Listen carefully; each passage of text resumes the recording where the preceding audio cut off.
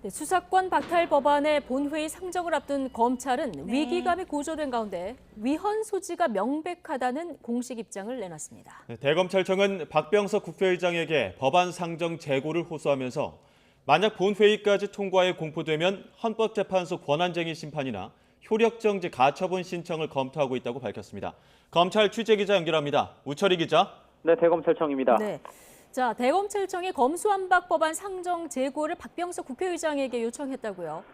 네, 그렇습니다. 두 차례나 사표를 제출하고 출근하지 않는 김우수 검찰총장 대신 박성진 대검 차장검사가 사실상 직무 대행의 역할을 맡고 있는데요. 박성진 차장은 오늘 오전 기자간담회를 갖고 검수완박 법안의 부당함과 처리 저지를 국회에 거듭 호소했습니다. 특히 박병석 국회의장에게는 본회의 상정을 다시 생각해달라고 요청했습니다. 국회의장님께서는 이 법안의 본회의 상정을 재고하여 주시길 간곡히 요청드립니다.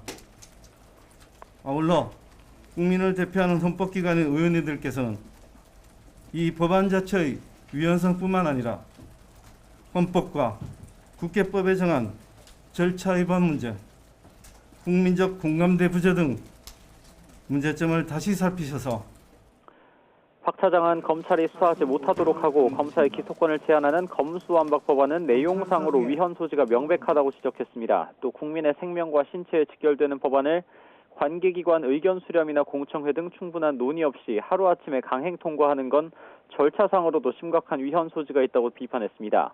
텔레그램 N번방 사건이나 계곡살인 사건처럼 검찰의 수사를 통해 사건의 전모를 밝히고 진상을 규명하는 일이 불가능해 선량한 국민들에게 회복할 수 없는 피해를 가져올 것이라고도 덧붙였습니다. 네, 대검찰청 검수완박 저지를 위한 대국민 여론전도 오늘 이어갔다고요? 네, 박성진 대검 차장의 간담회 이후 대검 주요 간부들은 출입 기자단을 상대로 검수완박 법안의 문제점을 조목조목 비판하고 향후 대응을 설명하는 자리를 가졌습니다. 먼저 대검은 검수완박 법안이 국회를 통과해 국무회의 의결을 거쳐 문재인 대통령 공포로 효력이 발생할 경우 즉각 헌법재판소에 제소한다는 방침입니다. 권한쟁의 심판 청구와 함께 효력정지 가처분 신청을 전담팀을 꾸려 면밀하게 검토하고 있다는 구체적인 방법까지 거론했습니다. 또 검찰이 헌재 권한쟁의 심판과 효력정지를 청구할 당사자 적격이 있는지에 대해서도 현재 검토 중이긴 하지만 가능한 것으로 판단하고 있다고 설명했습니다. 검수완박 법안의 문제점과 관련해서는 먼저 검찰의 선거범죄 수사 권한을 올해 말까지 유예한 데 대해 근본적 문제는 그대로 둔 채 혼란의 시기만 유예했다고 지적했습니다. 6개월이라는 짧은 공소시효에 경찰 업무의 폭발적인 증가로 사건 처리가 지연돼 부실 수사가 우려된다는 겁니다. 또 경찰 송치 사건의 검찰 보안 수사 제한으로 진범이나 공범 규명 또 범죄 수익 환수를 통한 피해 복구가 불가능해지는 건 물론 수사검사와 기소검사의 분리로 극심한 비효율이 초래될 것이라고 지적했습니다. 지금까지 대검찰청에서 YTN 우철입니다.